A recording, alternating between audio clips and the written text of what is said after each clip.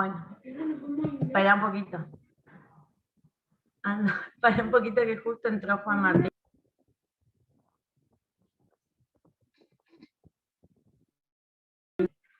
Disculpen, lo que es difícil enseñar desde la casa y tener hijos. Bueno, el diagnóstico prenatal. ¿Para qué creen que es importante? O sea, pensemos, ¿por qué creemos que hacemos controles del embarazo? ¿Para qué? A ver, ¿quién es el primer alma que no tiene vergüenza y quiere hablar? Profe, para diagnosticar alguna anomalía congénita antes del parto. Sí, sí, bien. Y Marcos, ¿y vos pensás que para qué me sirve? Para saber el diagnóstico es fundamental porque está bueno como padres saber cómo viene la salud de tu hijo, ¿no? Pero hay otra cosa que es fundamental, que siempre tenemos que ya programarnos, en que muchas veces ese diagnóstico que yo estoy haciendo en ese bebé recién nacido, que todavía no nació, capaz que acá no, la complejidad del hospital, de la salud pública o de la salud privada, no le podemos ofrecer soluciones y tiene que ser derivado, ¿sí?, a otros lugares de mayor complejidad. Existen, por ejemplo, cardiopatías congénitas que acá sí se pueden operar y otras que no, porque no tenemos una recuperación para esos niños con problemas cardíacos, ¿sí? No hay una recuperación para las cardiopatías congénitas graves. Hay terapia intensiva, pero no hay un lugar exclusivo de recuperación. Entonces, el mejor transporte, ¿sí?, de derivación siempre va a ser el útero materno. Entonces, aparte de darnos un diagnóstico, aparte de darnos un pronóstico, nos puede dar la chance de poder dar la posibilidad de vida en ese bebé naciendo en un centro de mayor complejidad. ¿Sí? Eso para los casos donde podemos actuar. Hoy en día se sabe que en países del primer mundo, por ejemplo, en diagnóstico prenatal, nosotros nos guiamos en las guías que se llaman de Barcelona, Fetal Medicine Barcelona. En Barcelona hace un montón de años que se operan, que ya han iniciado cirugías fetales. Es fantástico. Han hecho los casos de mielomeningocele. ¿Escucharon hablar de mielomeningocele? ¿Sí? Bueno, ellos lo que hacen es operarlo intraútero. Aunque ustedes no lo crean, existe un grado de chicos, un porcentaje de chicos que evolucionan bien siendo operados con mielomeningocele intraútero. Si bien hasta aún no sabemos bien, hay chicos que van bien, hay chicos que van mal. Obviamente que siempre va a depender del grado de defecto, porque el mielomeningocele, ¿alguien se anima a explicarme de qué se trata el mielomeningocele? Embriología, acordémonos, el defecto del tubo neural, que tenía un cierre anómalo, ¿sí?, a nivel de todo lo que va a ser la estructura, ¿sí?, sacrolumbar. Obviamente que puede ser más alto. ¿Y qué pasa? Sí, está el mielomeningocele. Están todos los cables afuera, ¿sí? Todo lo que es la comunicación medular está afuera. ¿Y qué pasa en mi casa si tengo los cables pelados? Hay un cortocircuito.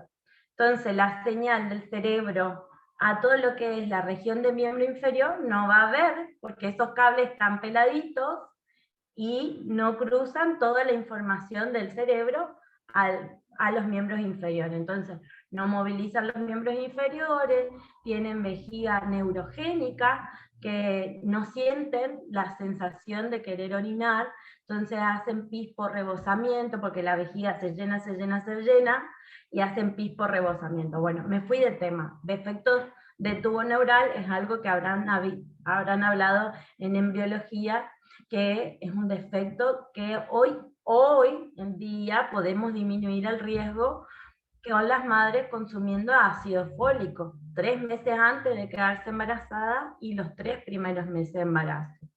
Hay trabajos que se ha visto que con la ingesta de ácido fólico 3 meses antes de quedarse embarazada y los 3 primeros meses, disminuye notablemente el riesgo del defecto del tubo neural y defecto de todo lo que es línea media. ¿Sí? Como dato para que tengan. Bueno, y también hoy en día, ustedes saben que nos sirve también para un pronóstico. Lamentablemente, ahora es ley la interrupción legal del embarazo, y hay personas que ante un diagnóstico muy malo, de muy mal pronóstico, que el bebé es letal, o sea, que nace, muere o puede morir adentro de la panza, deciden no continuar con el embarazo y lo interrumpen. Entonces, por todos esos motivos, ¿sí?, el diagnóstico prenatal es muy importante. Antes, cuando nos hacían ecografía a mí y a Caro, y después de Caro y de mí, lo único que se hacía era ver si el bebé tenía vida, si crecía y cómo era el líquido, nada más. Hoy los ecógrafos tienen marcadores, es como hacerle un examen físico a cualquier persona que viene a tu consultorio.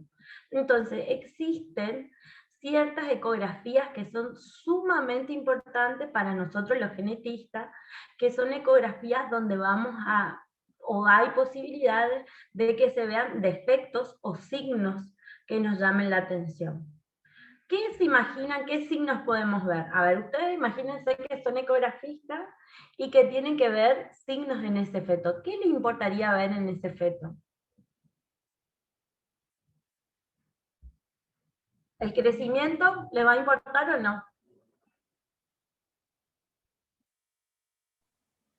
Sí. ¿Escuchan? Ah, Sí, bueno, profe. perfecto. La cantidad de líquido amniótico para ustedes, ¿es importante saberlo? Sí, también. ¿Por qué? Vamos, Cecilia. No estoy segura, profe, pero No sé importa. que es importante. Acá ustedes esto no lo dieron nunca, esto es razonar, ¿sí? Imagínense, el líquido donde está nadando el bebé. Si está aumentado, ¿qué pasa? Si es el líquido, el bebé traga y lo elimina, ¿sí? Si está aumentado, ¿qué pasa? ¿Puede ser que aumente la presión, profe? ¿Y le afecta al feto? Algo más fácil, Marco. ¿Si se puede ahogar con ese líquido? No, no se ahogan, porque ellos tragan. Nosotros, imagínate, ya estaríamos todos ahogados. Imagínense, sí, el líquido es un signo muy importante. ¿Por qué? Uno, porque me dice cómo están funcionando los riñones del bebé. Porque si hay poco líquido, el bebé lo que traga lo elimina poco. Entonces quiere decir que hay un problema de ya sea urogenital, ¿sí?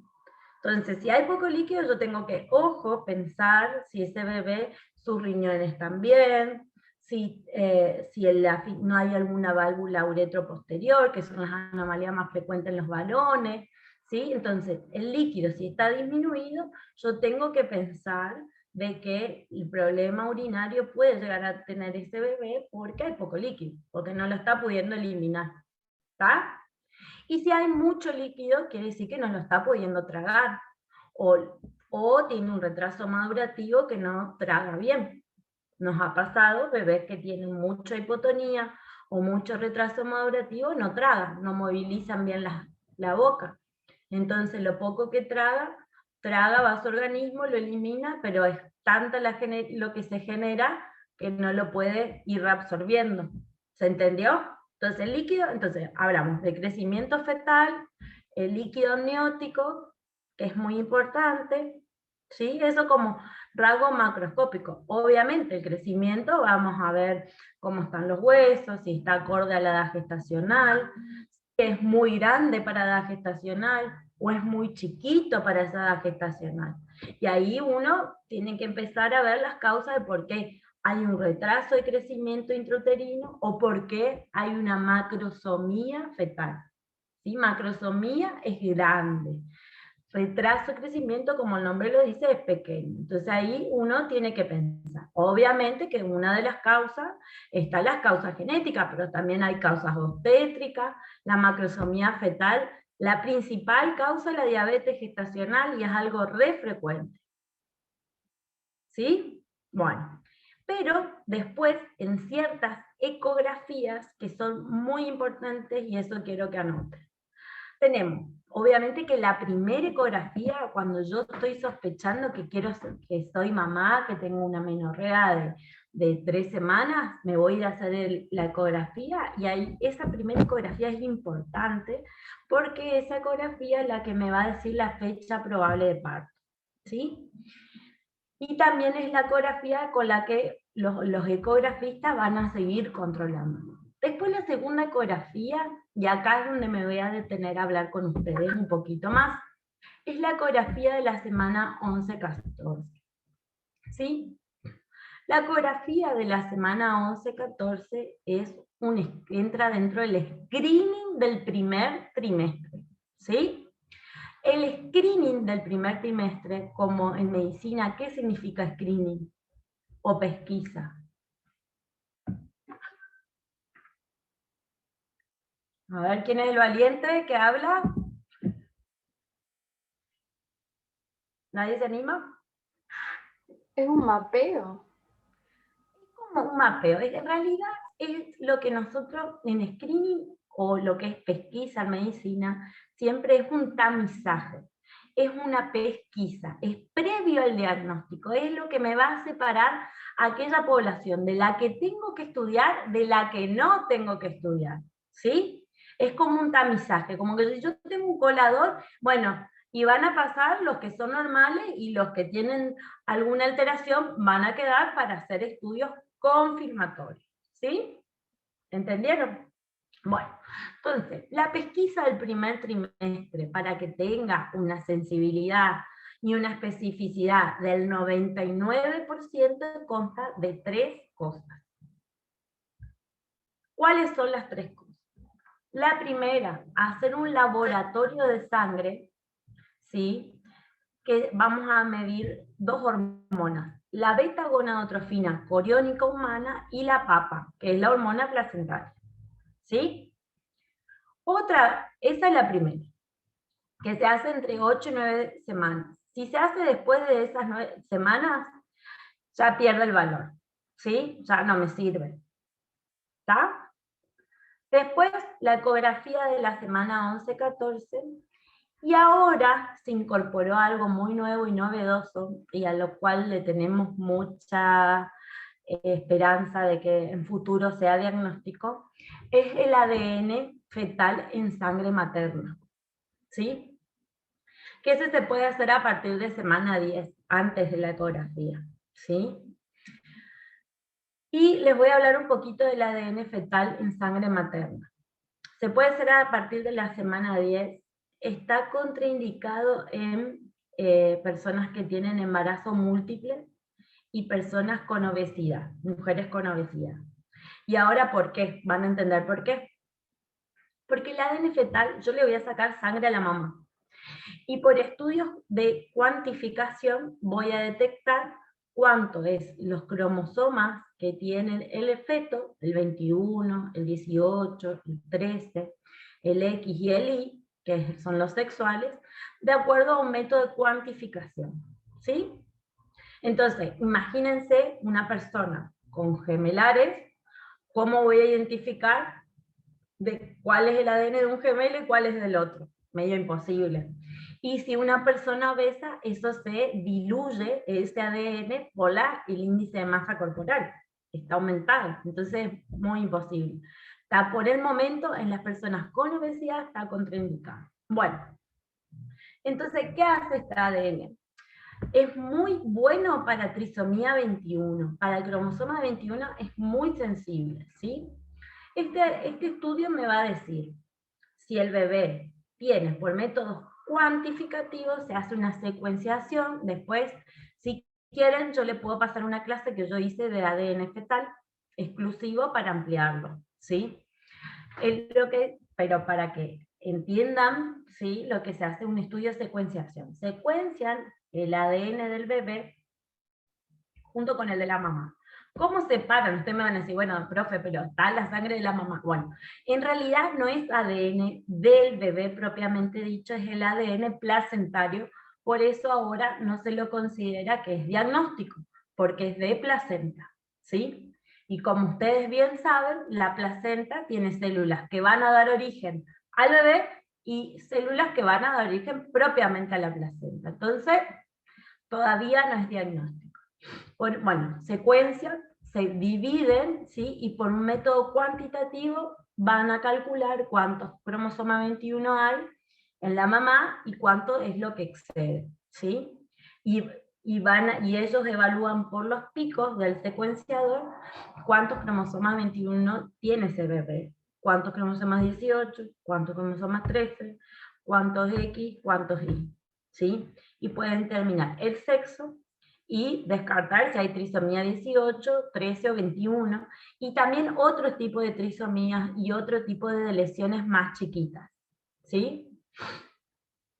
Pero acuérdense que no es diagnóstico. ¿Por qué?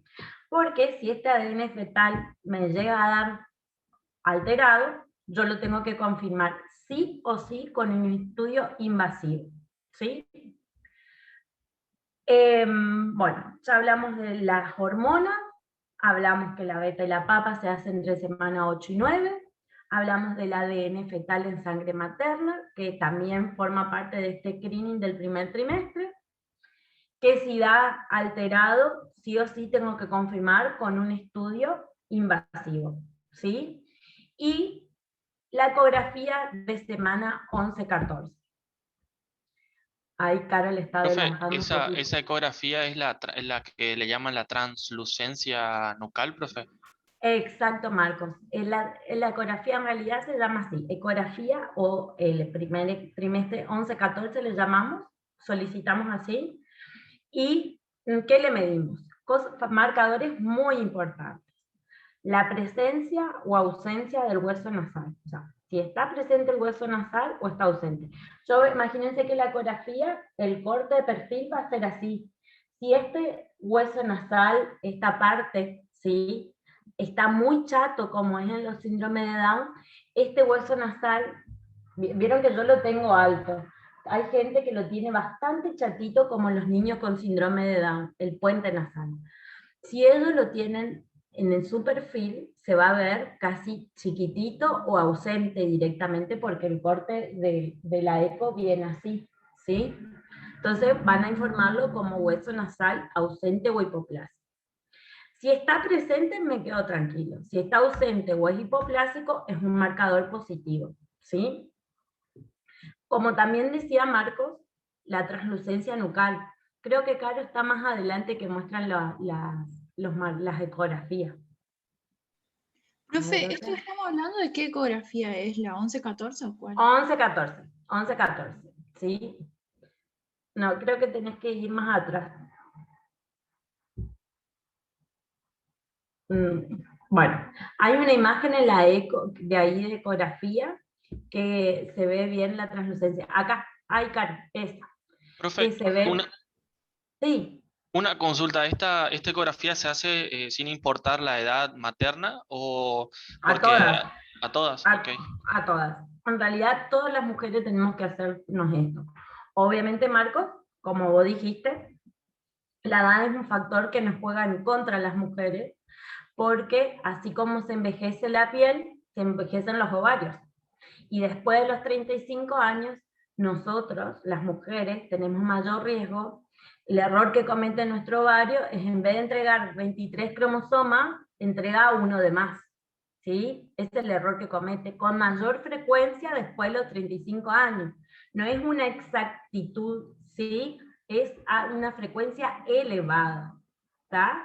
Vamos, si comparamos una mujer de 38 con una persona de 20 años, la de 38 va a tener más riesgo de tener hijos con síndrome de Down que la de 28. ¿Se entiende? Por este factor de la edad, que es un factor poblacional, independientemente de las enfermedades que uno pueda llegar a tener, esto todas las mujeres lo tenemos, ¿sí? Que es por la edad.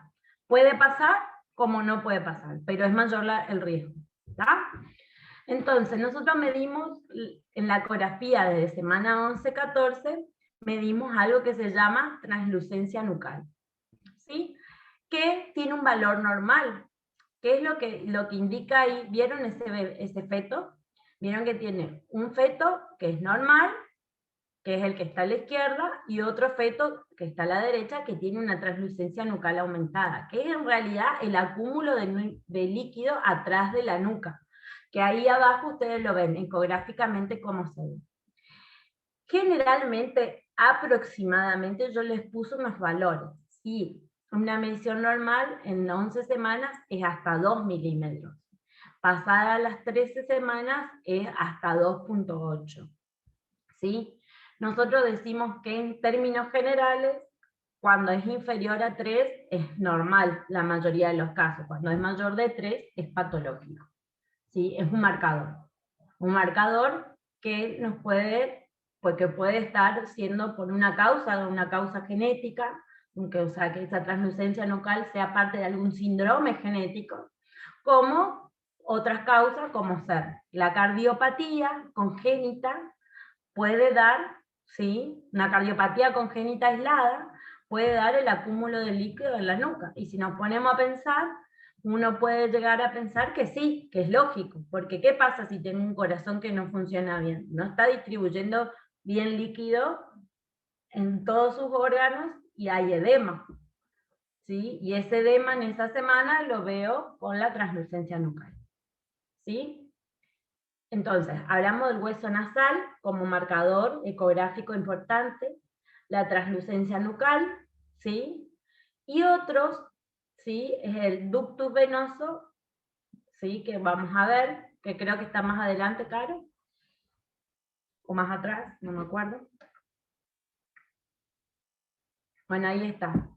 Ahí, por ejemplo, ven el hueso nasal, ¿sí? A ver, ¿cómo mostrarles?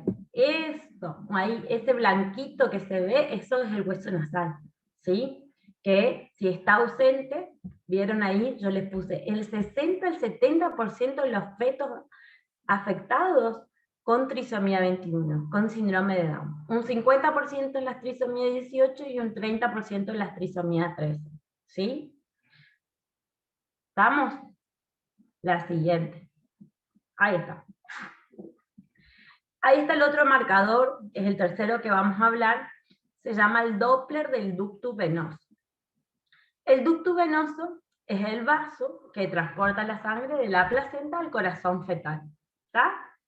Cuando la onda de flujo, ¿sí?, de este vaso es patológico, que eso lo miden los ecografistas a través del Doppler, ven el flujo, ¿sí?, permite sospechar en la alteración de un problema cromosómico, ¿sí? Cuando el ductus venoso está alterado, ¿sí?, nos llama la atención de que puede haber alguna cardiopatía congénita, ¿sí? Y si a eso le sumamos que tiene un hueso nasal ausente y le sumamos que tiene una translucencia nucal aumentada, lo más probable es que esa cardiopatía no sea aislada y que sea un síndrome genético. ¿Se entiende hasta ahí? ¿Vamos bien? Bueno. Sí, profe. Ahí ven, por ejemplo, las ecografías ven el pivot, ¿vieron? Esa es en 3D, ¿sí? Se ve bien los pivot. Los pivot siempre, de ahora en más, cuando ustedes tengan un pivot en toda su carrera, puede ser por posición, porque no tenía lugar en el útero y no se podía mover, ¿sí? O puede ser por un problema neurológico. Entonces, bebé que nace con pivot, hay que hacerle ecografía cerebral, ¿sí? Porque tengo que descartar que el cerebrito esté bien, ¿sí? Ahí, en la primera ecografía de arriba a la izquierda, ustedes ven, por un lado, el hueso, ven el hueso de la calota, y por arriba ven como que hay un reborde. Bueno, todo eso es edema. Es edema del tejido celular subcutáneo, ¿sí? Eso es frecuente verlo en lo hidrofetal. Hidrofetal quiere decir que está lleno de líquido, que es una bolsa de agua ese bebé.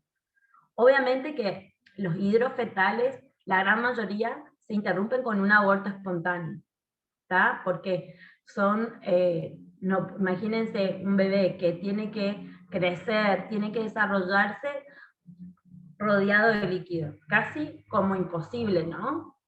Entonces, los hidrofetales lo vemos muy frecuente en los síndromes de Turner, ¿sí? El síndrome de Turner se manifiesta con hidrofetal. Acuérdense que el síndrome de Turner es la monosomía del cromosoma X, ¿sí? Y después abajo ven otra en 3D que ven solo una fisura labial, ¿sí? Unilateral de un solo lado.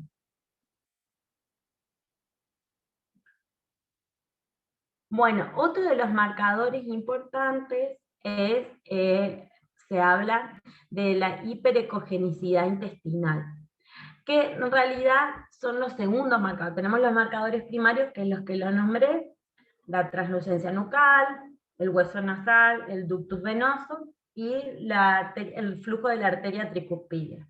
Esos son los más importantes para nosotros. Después hay otros que pueden sumar como marcador, pero no son tan importantes, ¿sí? Son los secundarios. ¿Qué es? Uno es la hiperecogenicidad intestinal, como ustedes ven, acá tienen dos ecografías. Un abdomen cortado de perfil y otro cortado transversal. El de perfil, que es el que está arriba, ustedes ¿vieron todo eso que se ve blanco arriba? Esos son los intestinos, es una hiperecogenicidad intestinal. Y acá abajo, que ven todo el corte transversal, ven como más dilatadito, ¿sí? La siguiente, Caro. Bueno, entonces, ahora vamos a ir a una parte muy fundamental. Entonces, ¿para qué me sirve el screening? Para saber si está alterado, ¿sí? Como yo le decía, es una pesquisa. Si ese screening yo sumé, existe un software que uno pone los marcadores, pone los antecedentes de la mamá, la edad materna, la talla, la descendencia, es muy importante para nosotros en genética, de dónde proviene, si son judíos, si son italianos, si son de descendencia europea, ¿sí? Porque para nosotros hay a veces mutaciones que son fundadoras de acuerdo a la población que uno proviene. Entonces, para nosotros es fundamental muchas veces, para ciertas enfermedades, entender de dónde se proviene. ¿Escucharon la anemia del Mediterráneo? Cuando vieron hemato, ¿ya vieron hematología? ¿Patología? No.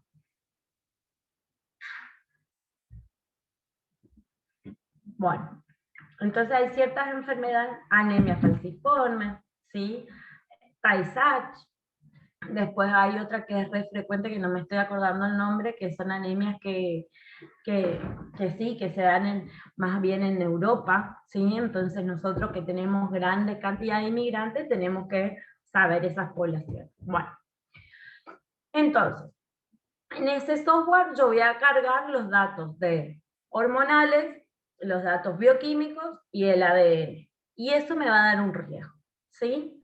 Me va a dar un riesgo leve, moderado o severo. O sea, me va a dar un riesgo poblacional de todas las mujeres de esa edad de la paciente y un riesgo de la paciente. Por ejemplo, yo estoy de semana 12, ¿sí? Y tengo 37 años. O sea, ya el riesgo por edad voy mal. Supónganse que el riesgo para trisomía 21 es 1 en 100. Suponiendo, estoy dando un número sin exactitud. Riesgo poblacional es 1 en 100. Pero yo me hice la ecografía, me hice la hormona y me hice la ADN fetal, y el riesgo me dio 1 en 50. ¿Qué quiere decir esto? ¿Se imaginan? Ahí veo una mamá muy hacendosa, ahí atrás, de Guadalupe. Saluda a la mamá de Guadalupe. Saludos. Le digo a los chicos que piensen en cuántos amigos tienen en redes. Entonces, Claro. uno de cada 50, ¿cuántos amigos afectados tendría? O uno de cada 100, ¿cuántos amigos afectados con una trisomía tendría? Eso es un parámetro para entender cuando un número es bajo y cuando un número es realmente de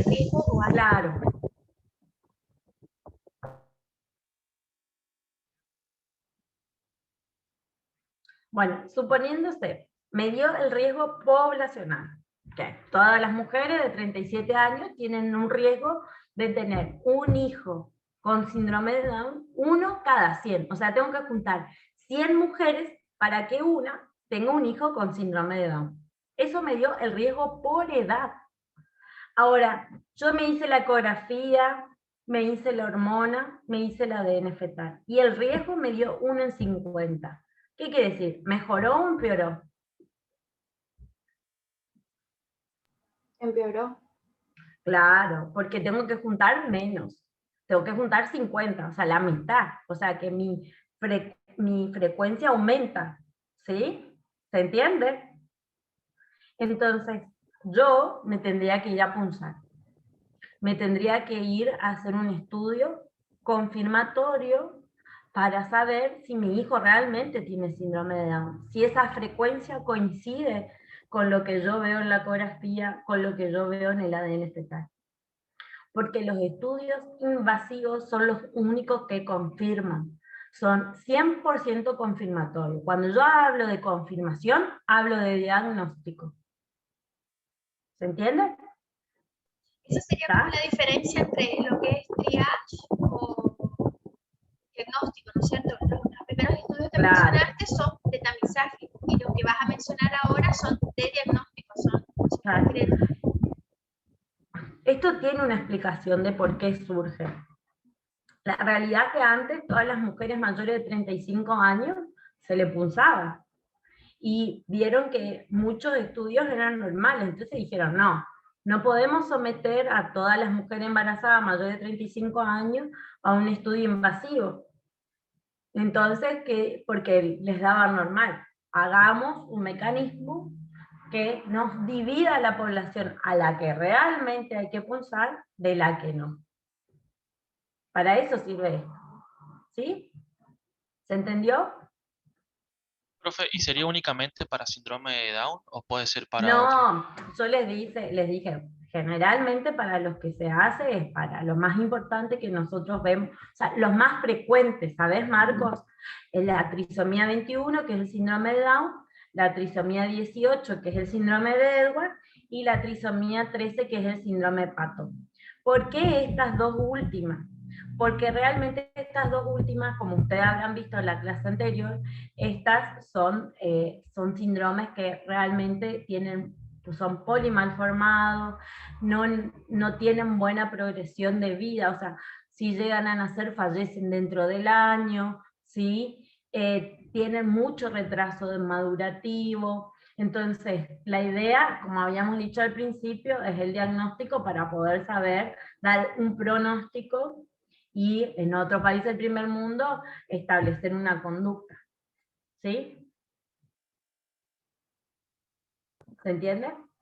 Que son de trisomía 18 y 13 que habla del encabezamiento terapéutico en relación a las técnicas de cuidados paliativos cuando son casos tan graves del letal. Los chicos pueden ver Y eso. aparte uno prepara a los papás, porque vos imagínate lo feo que sería estar embarazado 9 meses con toda la ilusión de tener un hijo sano, ¿sí? Y que encima, no sé por qué hay una política de que cuando nace el bebé la madre está atada por la cesárea, por la anestesia, y le muestran a su hijo y le dicen, es síndrome de Down.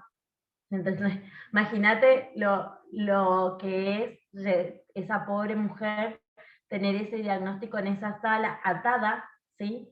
Y con un diagnóstico que no se lo esperaba en un momento tan lindo que era para festejar, que es recibir a tu hijo. O sea, hay cosas que nosotros realmente con el diagnóstico prenatal podemos preparar a los papás con un equipo, con psicología, darle información, explicarle. Hoy con la ley de aborto, en estos casos que son letales, pueden interrumpirse, pero siempre es el deseo de la persona, ¿sí? Ahí nosotros lamentablemente no podemos ingerir lo que ellos decidan, ¿sí? Porque somos profesionales. Hay preguntas en el chat, Euge, si tiene 40 años y conoce los riesgos y quiere realizarse las funciones. Obvio que sí, la respuesta es sí, ¿no? Obvio.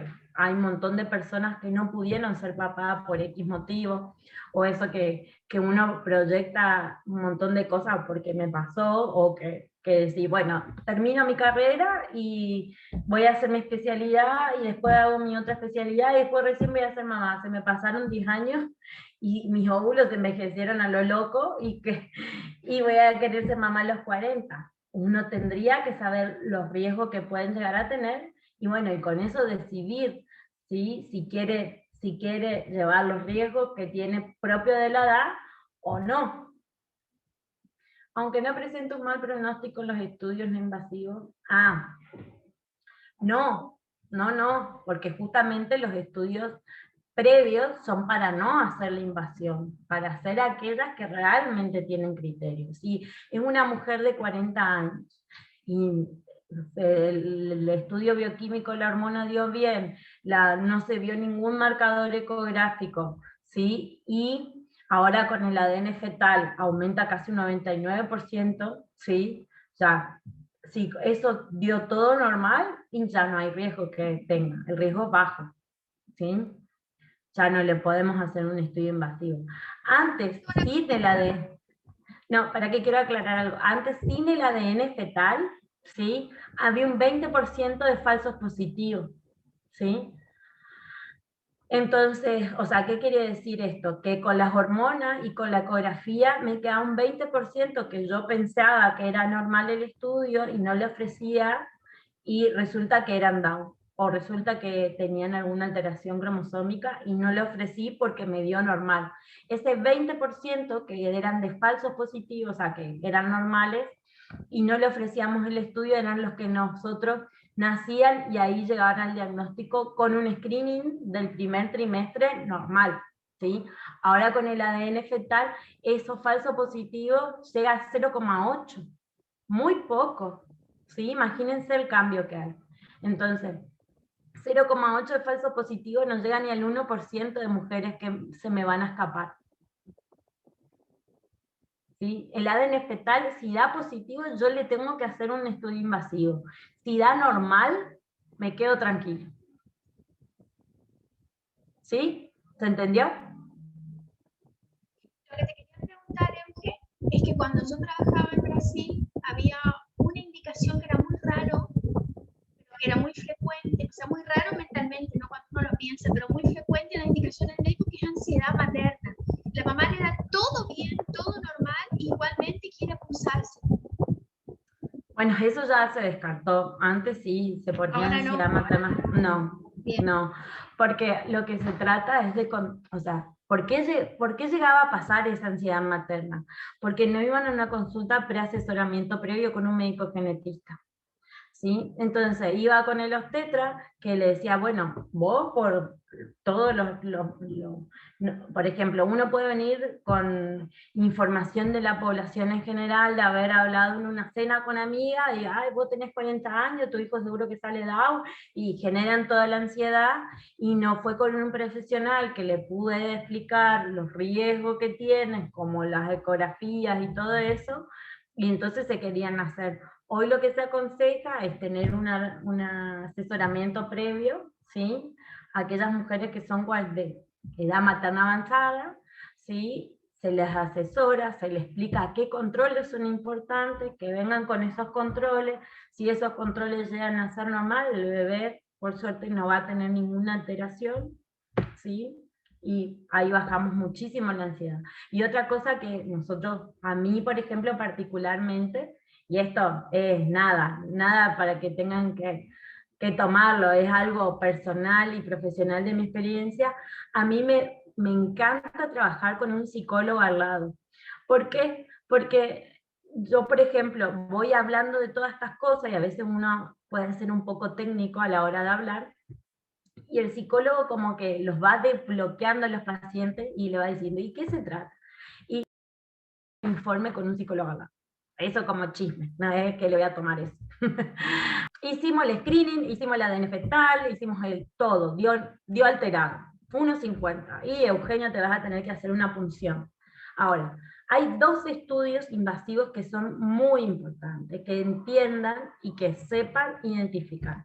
Hasta ahora no he tenido un oral que me sepan decir las diferencias que son importantes y que queremos que ustedes sepan. Así que presten mucha atención. Tenemos 2 estudios invasivos para ofrecer. Uno es la biopsia de vellosidades coriónica humana. ¿Qué son? ¿Qué son las vellosidades coriónicas? Son la placenta, o sea, la biopsia de la placenta, ¿sí? Y otro es la muestra de líquido amniótico. Bueno, ¿qué tiene este y qué tiene el otro? La biopsia de placenta, ¿sí?, se toma en semana 12, a partir de semana 12, ¿está?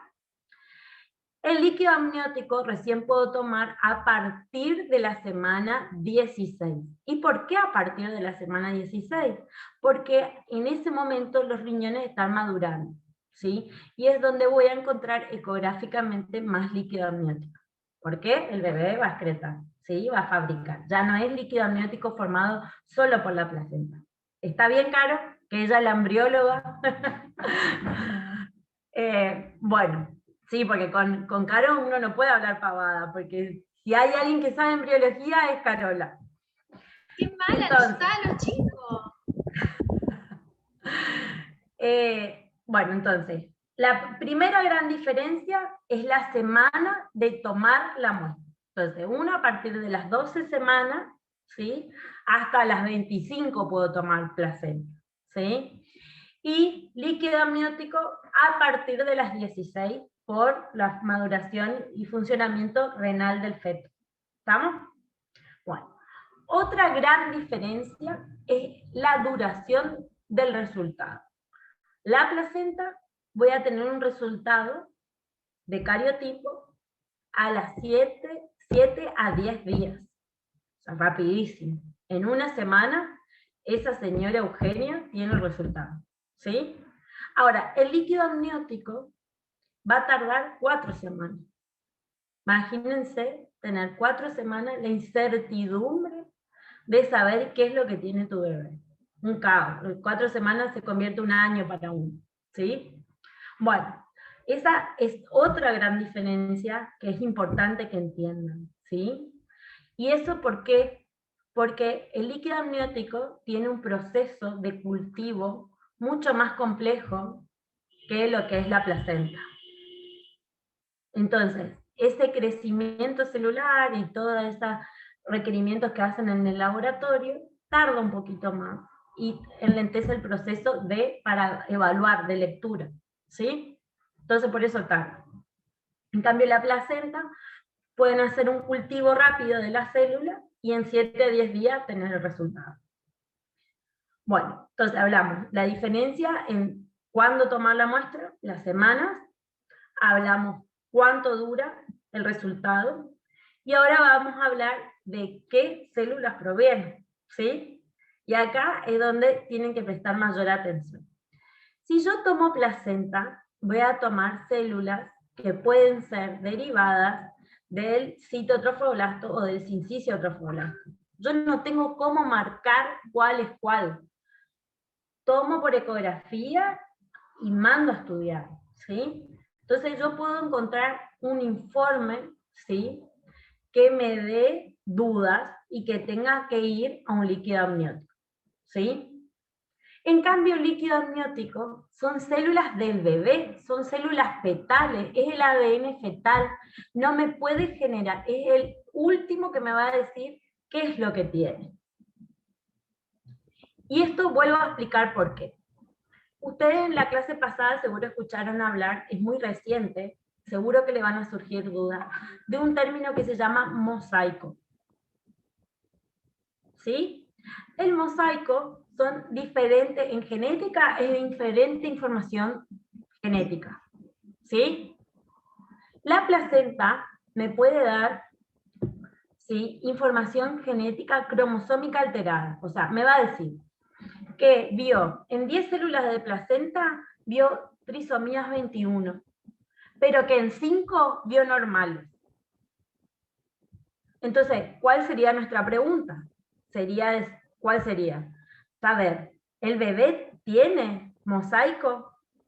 ¿O el bebé realmente es trisómico? ¿Tiene trisomía 21? ¿O realmente es normal? Esas son las 3 preguntas que me tengo que hacer. Si el bebé tiene el mosaico, ¿sí? Si tiene trisomía 21, o es normal, o ¿cuál es la otra? O que ese mosaico sea solo de la placenta y que el bebé sea normal. Vamos de nuevo, ¿se entendió? Marco, veo mirándote abajo, así. No, ¿Qué profe, pasó? no se entendió. ¿Se Profe, entendió? ¿puede repetir? Profe, yo Ta. tengo como definición lo de mosaico, que dice, tengo que como que la placenta da 2 orígenes, un trofoblasto con células placentarias y otra parte me da partes del feto. Sí, Eso más o menos exacto. tengo. Que cuando Sí, tomo la biopsia no tengo una técnica que me diga, ¿viste? De dónde estoy punzando. exacto. Sí.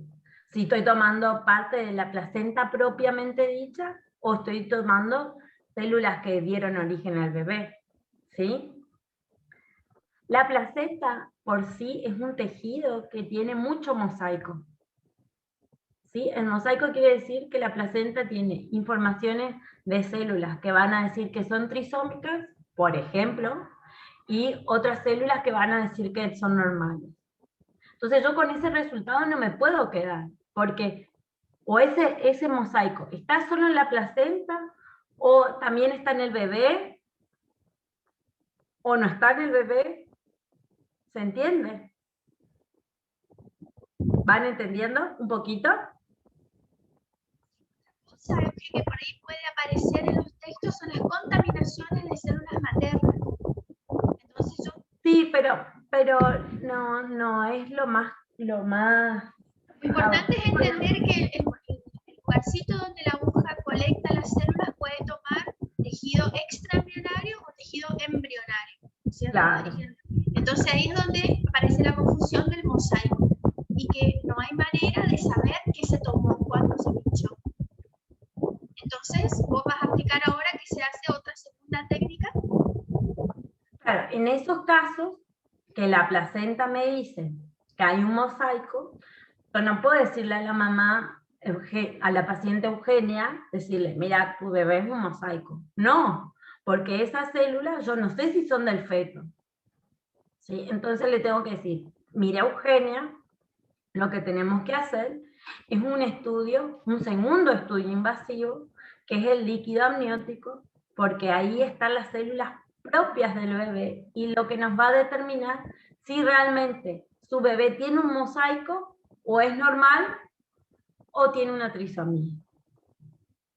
¿Se entiende? ¿Ahí se Profe, ¿por qué no entendió? se puede hacer directamente el del líquido amniótico? Sí, se puede hacer, pero Agustina, vos imaginate que la señora viene entre semana 11 y 14.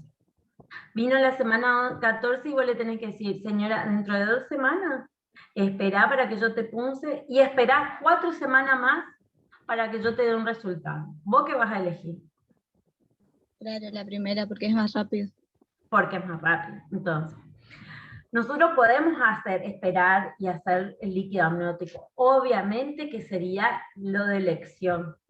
Pero muchas veces, por esto de que no queremos dar un resultado pronto, hacemos una placenta previa, ¿sí? Ofrecemos los dos. Y cada vez que ofrecemos, yo le explico, lo mismo que le estoy explicando a ustedes, le explico al paciente, ¿sí? Y el paciente es el que elige. Profe, ¿por qué el líquido, la extracción del líquido, la amniocentesis tiene mayor riesgo de que salga mal, o sea, de que me dé negativo? Que me dé negativo, O ¿qué sea, quiere decir? Que dé normal. claro, o sea, yo tengo entendido que tiene mayor riesgo, que es la amniocentesis. O sea, ¿por qué ¿Riesgo tiene más para qué, riesgo? Marcos? ¿Riesgo para qué? ¿Para pérdida de embarazo? Claro, En realidad, vos sabés que antes se creía que sí, ahora se sabe que eso es un error que tiene este PPT, que ahora el riesgo para pérdidas de embarazos es 0,3 en los dos métodos. O sea, 0,3 sumar el riesgo de cada persona, ¿no? O sea, de poblacional. Por ejemplo, las mujeres podemos llegar a tener un riesgo de 1 al 10%, este método invasivo aumenta 0,3 ese riesgo. Sí, es muy poco lo que aumenta.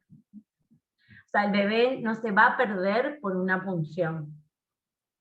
aparte es un método que se hace de manera ambulatoria, sin anestesia, y que la mamá se va y se va y hace reposo 24 horas y ya está. No es que tiene que entrar a quirófano o algo de eso, no es tan invasivo, ¿sí? Se hace con una aguja guiada por ecografía, ¿sí? Uno cuando dice palabra invasivo piensa que wow, le van a abrir la panza y le van a traer el líquido, pero no, es mini invasivo, bien, de manera ambulatoria. ¿Sí? ¿Se entendió las dos grandes diferencias?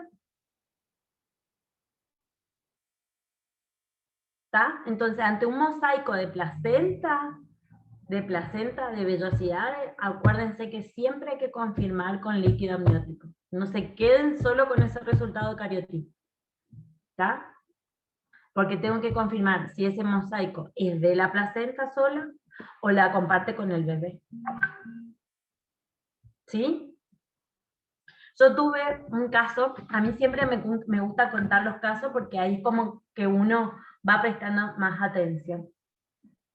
Yo tuve el caso de una bebé divina, ahora tiene 3 años, y que tenía una placenta muy grande y que daba mosaico. Y la nena la querían considerar como una mola. Era tan grande la placenta, Caro, que parecía una mola.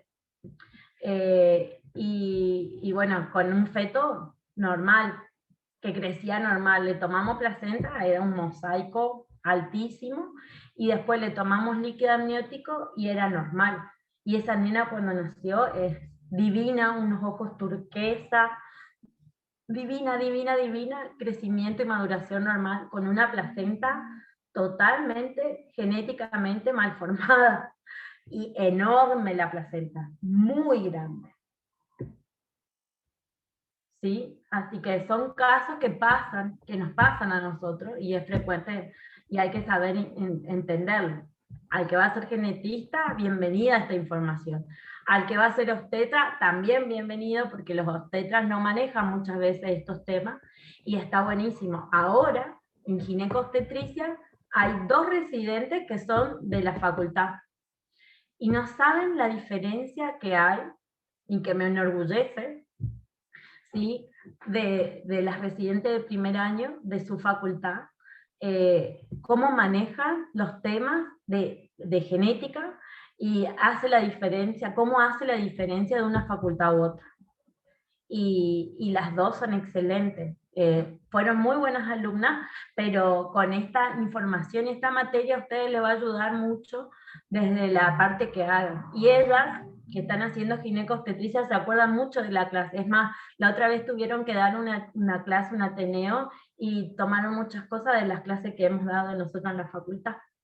Así que les sirve. Vayan a saber qué vayan a hacer, pero lo que hagan, siempre hay algo de genética, ¿sí? Bueno, acá están las técnicas invasivas. Ustedes acá no tomen las semanas porque está mal, esto se actualizó. Tómense la placenta, que es la coriocentesis o la biopsia coreal, a partir de las 12 semanas, ¿sí? El líquido amniótico a partir de las 16. La funiculosintesis, que es el tomar líquido del cordón o sangre del cordón, generalmente a veces es muy operador dependiente, porque el cordón es muy difícil de punzarlo, cuando punza la aguja se resbala, porque el cordón vieron que es muy gelatinoso, entonces evitamos tratar sangre del cordón. Cuando no nos queda otra opción, que la placenta está muy alterada, o sea, que está muy atrás, que es muy difícil llegar, o que el líquido, y encima el líquido amniótico está totalmente reducido, ahí usamos la cordocentesis. Pero es algo que como tercera opción realmente lo usamos, ¿sí? Lo puse para que sepan que está. Bueno, esto era para que entiendan un poquito. Y puede ser que hay una pregunta, que el del feto tenga un mosaico y no esté presente en la placenta. Puede ser también. Puede ser, pero ahí en el mosaico, ¿cómo nos daríamos cuenta ecográficamente? Ya tendríamos marcadores ecográficos, ¿sí? Para poder darnos cuenta, ¿sí? Ya veríamos alguna alteración. Voy avanzando, Sí. esto es todo lo que ya dijiste, por eso voy pasando. Sí. Ahí están las ventajas y desventajas, ¿sí? Esa es la amniocentesis, ahí vienen cómo están trayendo el líquido amniótico. El líquido amniótico parece orina, es amarillo, ¿sí? Y sale re tibio. Bueno. Esto que es 0,3, ¿no es cierto? Porque no es más 0,5. Sí, eso es 0,3. Eso es 0,3 el riesgo de pérdida de embarazo para los dos métodos, ¿sí?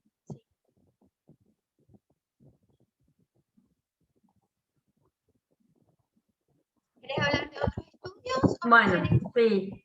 Existen otros estudios que en otros lugares está bueno hacerlo. Por ejemplo, en el lugar donde yo me formé, cuando hacían líquido amniótico, hacían el estudio de QF-PCR. El estudio de QF-PCR lo hacían conjunto. Tomaban líquido amniótico y le hacían. Uno iba para cariotipo y otro iba para el estudio molecular de QF-PCR. El QF-PCR son como sonditas que son específicas para diferentes tipos de cromosomas. Tengo entendido que ustedes ya vieron biología molecular, entonces yo ya les hablo con otro tipo de terminología porque entiendo que ustedes ya saben.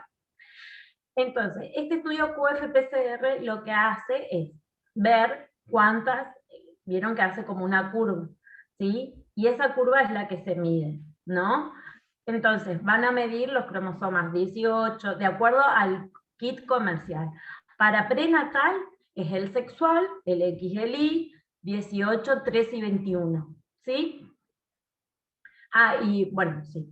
Y después también hay un kit para material de aborto, ¿sí? Que son otras las alteraciones cromosómicas.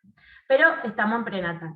Entonces, ¿por qué hacíamos esto? Porque como el líquido amniótico, el cariotipo del líquido amniótico tarda 4 semanas, el QF-PCR me acorta eso, dándome un resultado a los 15 días. Si ese QF-PCR, el resultado era negativo, listo, me quedaba tranquilo que era negativo. Pero si era alterado, tenía que esperar el resultado del cariotipo para reconfirmarlo. ¿Sí? Después hay otro estudio que se hace, que nosotros no lo hacemos, que es FISH, que es un estudio más caro porque las ondas de fluorescencia son mucho más caras, y que es una fluorescencia de hibridación in situ. ¿Sí? Lo que hacen es la sonda, lo mismo, la sonda se pega y emite un color, una fluorescencia. Y lo que se evalúa a través del microscopio óptico es esa luz de fluorescencia que hay. Si hay 2 rojas del cromosoma 21 es porque tiene 2 cromosomas 21, pero si hay 3, está hablando de una trisomía 21. Lo que tiene la ventaja del FISH, que el método de cultivo es mucho más rápido y anda bien, ¿sí? A diferencia del cario, ¿no, Caro? Bueno, Caro es la experta en eso, yo soy médica. Después, otro estudio que es lo que sería lo más lindo poder hacer, es secuenciar el genoma del feto. Imagínense, agarrar, y es como decir, abrir los 46 libros de los cromosomas y leer página por página. Sería hasta encontrar el error. Se hace, pero se hacen paneles, ¿sí? Que en realidad los paneles están hasta ahí sometidos y comercializados. ¿Por qué? Porque en realidad, por ejemplo, los paneles para displasias esqueléticas sí, porque vos vas a ver en la ecografía huesos alterados. Las displasias esqueléticas son un montón, son alrededor de 3.000 displasias esqueléticas, ¿sí? Pero se achica cuando estamos hablando de manifestación prenatal, ¿sí? Alrededor de 15, 20 son diagnóstico prenatal. Entonces, ¿qué hacen? Ponen todos los genes de esas que se expresan prenatalmente, nosotros traemos líquido y ponemos todos los genes que queremos estudiar de esas displasias esqueléticas para encontrar alguna alteración. ¿Y por qué es importante? Y sí, es importante porque a veces, por ejemplo, tenemos parejas que son jóvenes y que ese bebé va a llegar, va a nacer y va a morir, y también depende de la conexión que tenés con neonatología, que le saque la radiografía, que le saque la foto, porque generalmente pueden hacer de madrugada y si no se sabe, no le van a hacer nada, van a dejarlo morir, lo llevan a la morgue y uno después no tiene un diagnóstico para poder asesorar a los papás. Entonces, uno asegurándose con un estudio prenatal dirigido a ciertos genes, nos podemos asegurar de darle un diagnóstico y un asesoramiento, que el asesoramiento nos va a hablar en este caso de la capacidad reproductiva futuro, de que si vuelve a pasar este evento o no. Imagínense, una enfermedad recesiva, como es las costillas cortas, y polidactilia, que es un síndrome de displasia esquelética. Los bebés tienen las costillas muy cortitas, por lo que el tórax es muy estrecho, entonces no se desarrollan los pulmoncitos, ¿sí? Entonces nacen y mueren, ¿sí? Entonces, lamentablemente, ese espectro de displasia esquelética son todas recesivas, pero hay algunas que son dominantes. Entonces, lo importante es decir, fehacientemente decir, bueno, tu bebé tiene una displasia, una costilla corta polidactilia y es recesiva. Este es el diagnóstico, lo estudian los papás y veo el riesgo también de cuánto es el riesgo de recurrencia.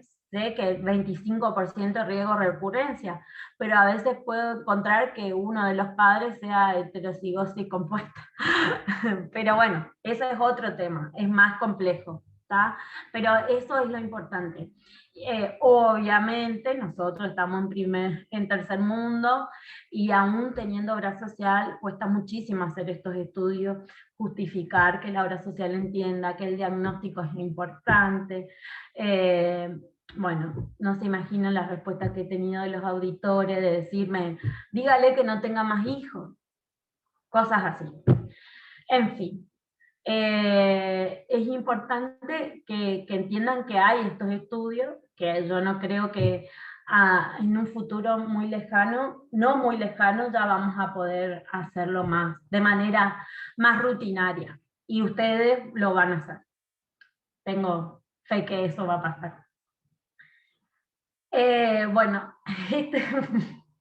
no sé, en ese momento cuando hice la diapositiva y la perdida era yo. O los chicos. Ok. Pero me parece que es el momento que saquemos todas las dudas, ¿sí? Porque, o sea, prenatal, repasamos mucho de lo que dio la profe, ¿sí? De las alteraciones cromosómicas, del síndrome de Down, del síndrome de Edwards, del síndrome de Patot, del síndrome de Turner, cosas básicas, por ejemplo, ¿cuál es la cardiopatía más frecuente en una trisomía 21? ¿Cuál es la preguntas de cardiopatía parcial. Sí, la cardiopatía más frecuente en el síndrome de Turner.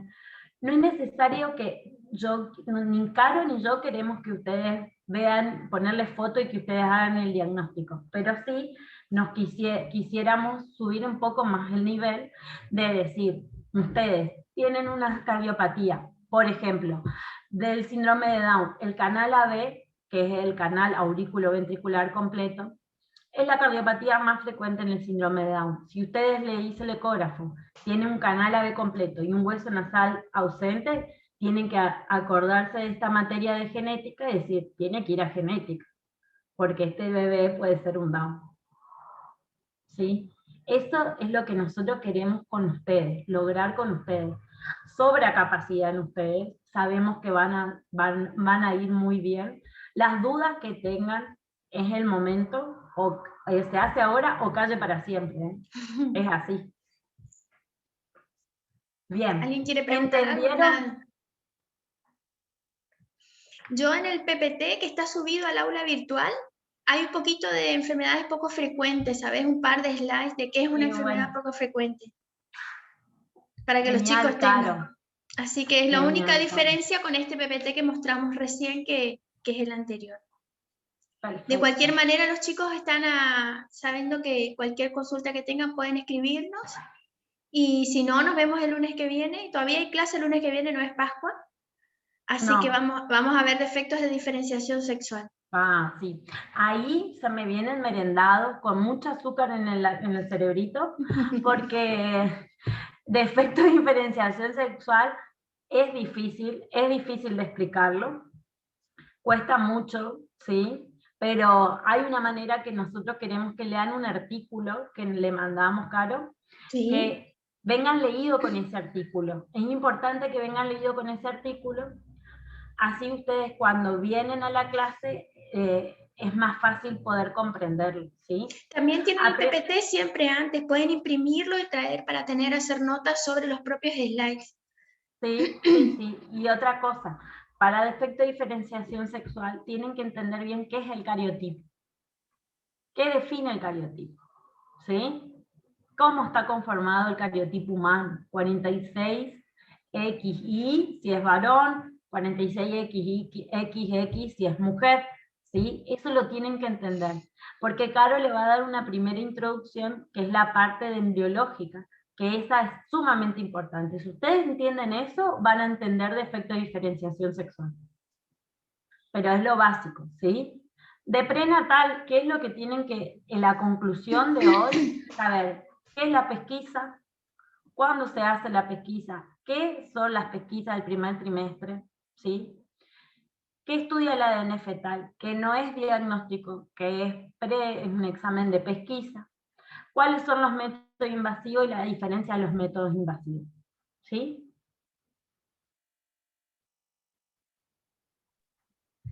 Lo veo Buenísimo, muy Efe. serio. Está medio choqueado, pero creo que vamos bien. Vamos a Nosotros- lograr que les guste genética. Vamos a lograr que les guste genética. Vamos a sacar esa cabeza. Bueno, estamos, Euge, ¿vos querés agregar algo más? Si no, liberamos a los chicos y cualquier consulta, a medida que ustedes releen el material, releen lo que está en el aula virtual o ven este video que yo les voy a subir el link para que ustedes dispongan, tengan la oportunidad de seguir haciendo consultas si surge alguna duda. Sí, porque ¿qué pasa también, no es cierto, Caro? Cursan ahora, después rinden el año que viene. Nos pasó que las últimas mesas rindieron, no sé, a un año de haber dado la O cátedra. más, sí. O más, y se olvidan, chicos, se olvidan. Si ustedes tienen la posibilidad de cursarla y rendirla, viene buenísimo. Se refijan los conocimientos y ya se liberan de genética. Hasta vaya a saber cuándo. ¿Sí? Este año está difícil igual, profe, porque nos quedaron los prácticos del año pasado y hasta que no saquemos esa no podemos sacar ninguna de cuarto. ¿De Medicina 2? De semio, tenemos De que semio. regularizar primero semio. Claro, Con más van a razón decir- a tomar muchas notas y usar estos videos como referencia, ya que con la profe Sí. estamos liberando la posibilidad de grabar las clases, entonces tiene que ser herramientas en beneficio de ustedes, ¿no es cierto? Sí, porque después se olvidan los datos, porque uno estudia de la clase y no basta, porque los orales nosotros lo hacemos muy prácticos, con ejercicio y vamos de un tema a otro y le tomamos casi todo el programa. Sí, pero es práctico, y si vos no manejás el tema, vamos en decadencia. Y nosotros hemos tenido muy mala suerte estas últimas mesas, pero vimos que son chicos que pasaron mucho tiempo para rendir. Exacto. Así que Agustina, a repasar. Bueno, buenísimo, entonces Bueno, quedamos a disposición chao. con la profe, lo que necesiten, escriban. Sí. Chao chicos, un gusto.